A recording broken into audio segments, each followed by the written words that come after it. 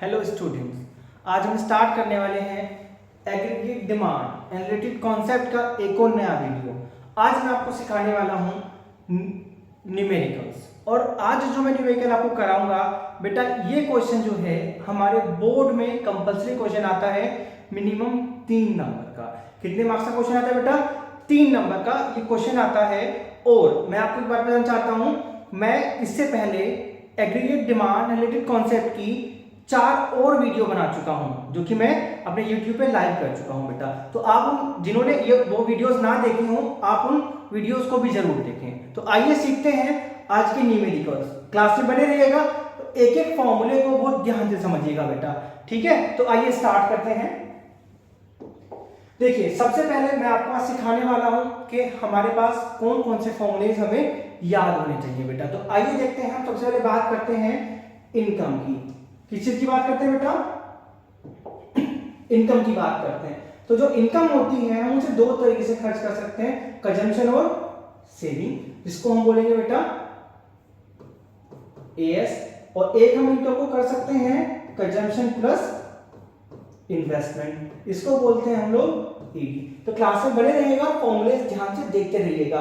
अब क्या होता है कि अगर हम बात करें चेंज इन इनकम की, तो हमारे कंजम्पशन में भी चेंज होगा और हमारी इन्वेस्टमेंट में चेंज होगा।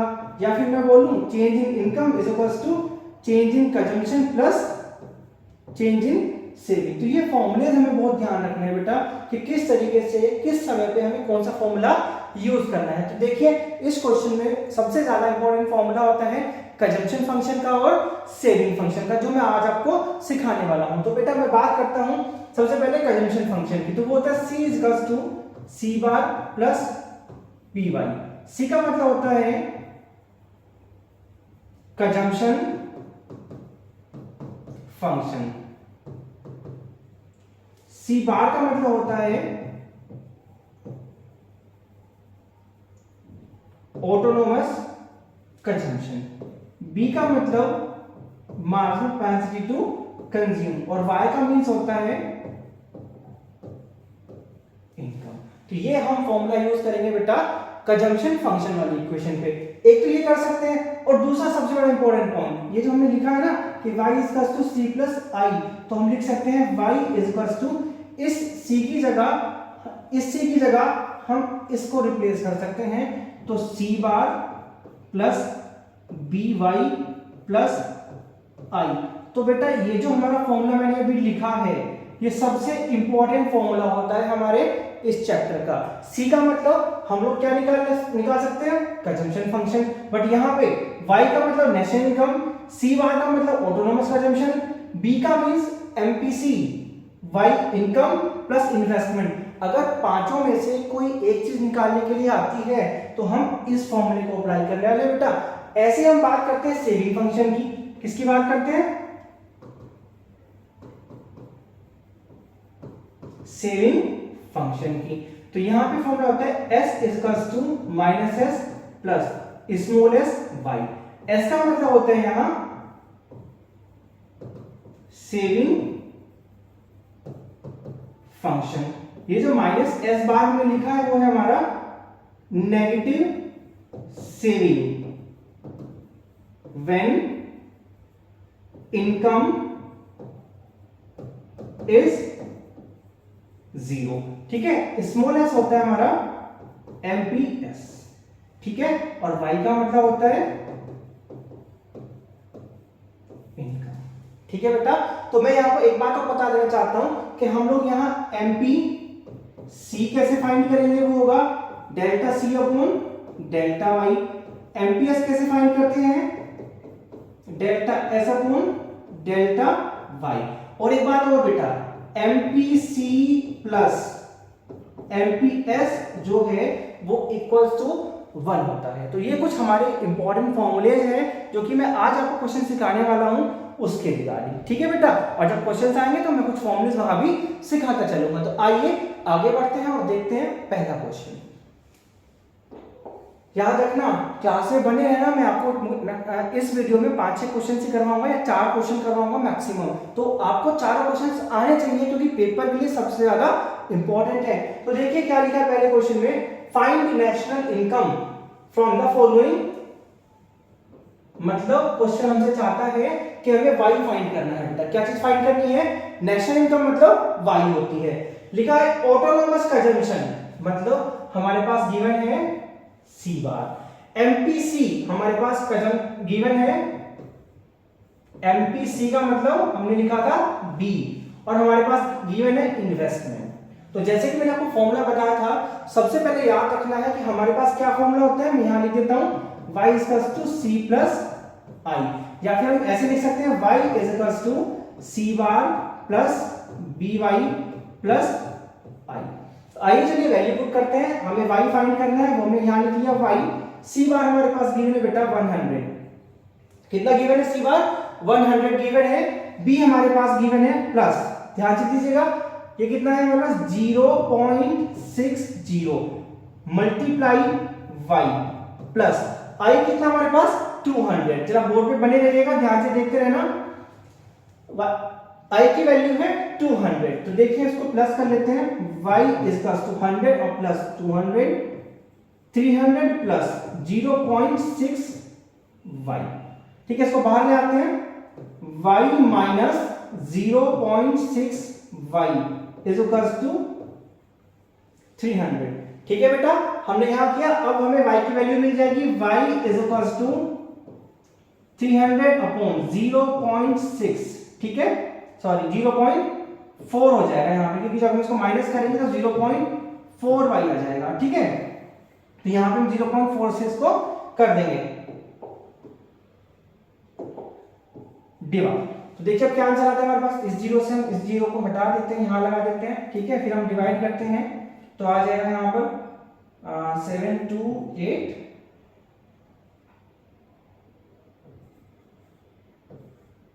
ठीक है, तो हमारे पास y की वैल्यू आ गई बेटा 750।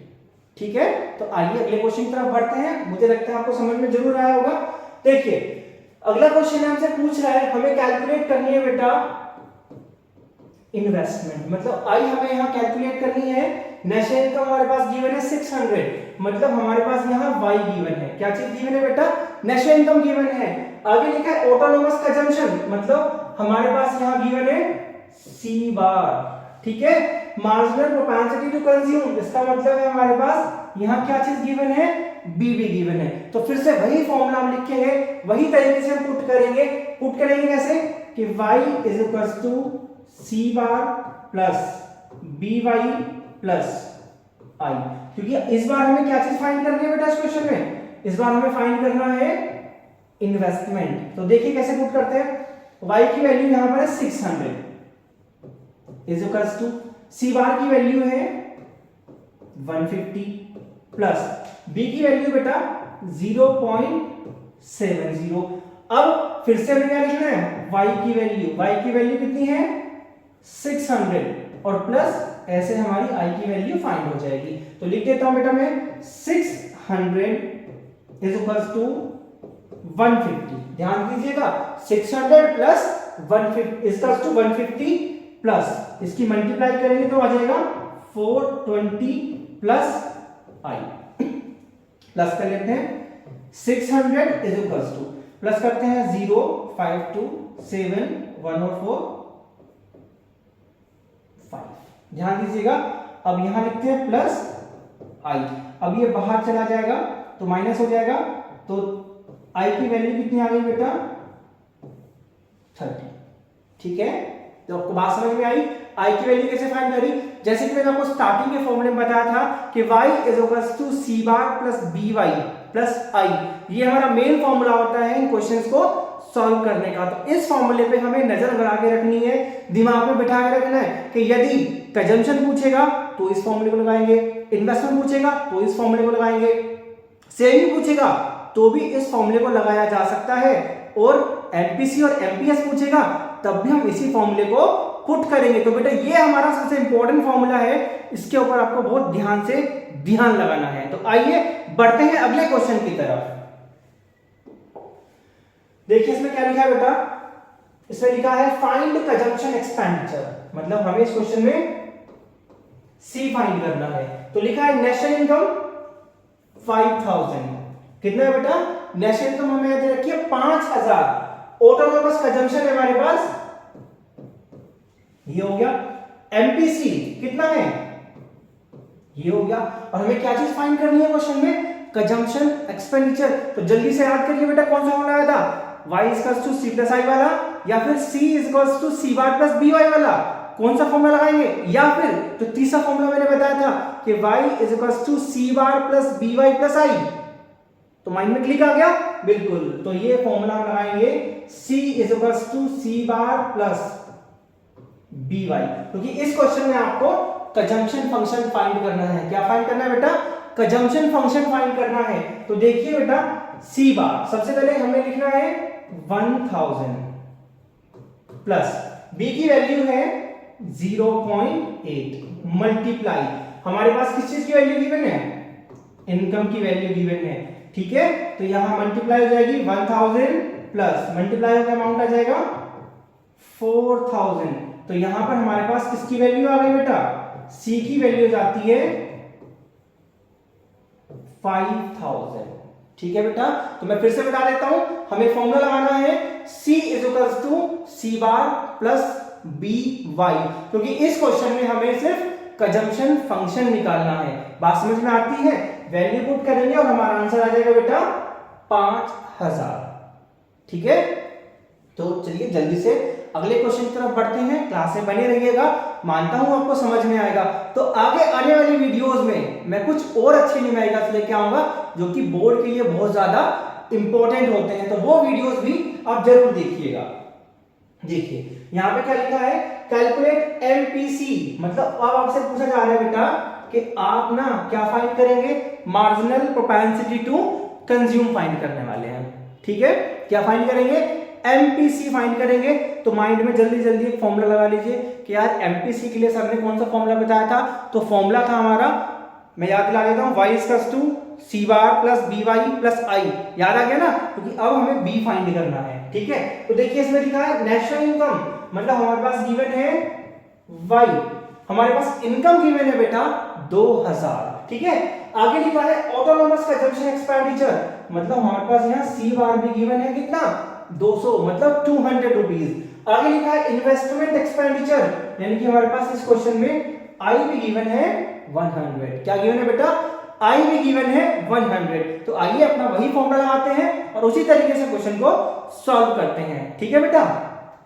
तो फॉर्मूला होगा y is equals to c bar plus by plus i, ठीक है। अब y की वैल्यू हमारे पास गिवन है 2000, c बार की वैल्यू भी गिवन है कितनी 200 प्लस, अब b की वैल्यू हमें फाइंड करनी है और y की वैल्यू हमारे पास फिर से गिवन है 2000 प्लस i की वैल्यू है हमारे पास 100, ठीक है बेटा।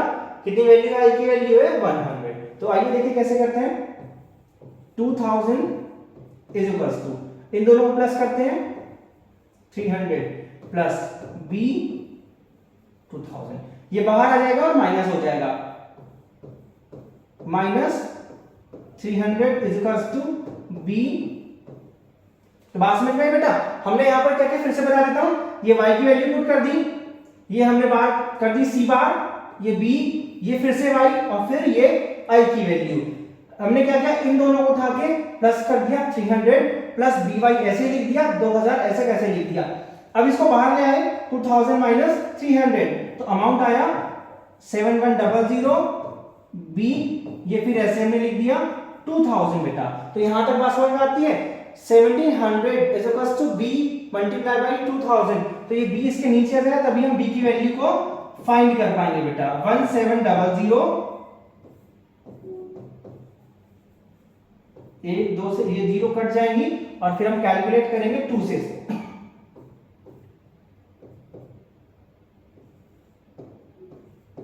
अपॉन 10 और हमारा आंसर आ जाएगा 0.85। तो ये क्या आ गई बेटा, हमारी b की वैल्यू आ गई 0.85, ठीक है। मैं उम्मीद करता हूं आपको मेरी बनाई गई ये वीडियो बहुत पसंद आई होगी। तो आप वीडियो में जाके कमेंट में मुझे जरूर बताइएगा कि आपको ये वीडियो कैसी लगी। ओके बेटा।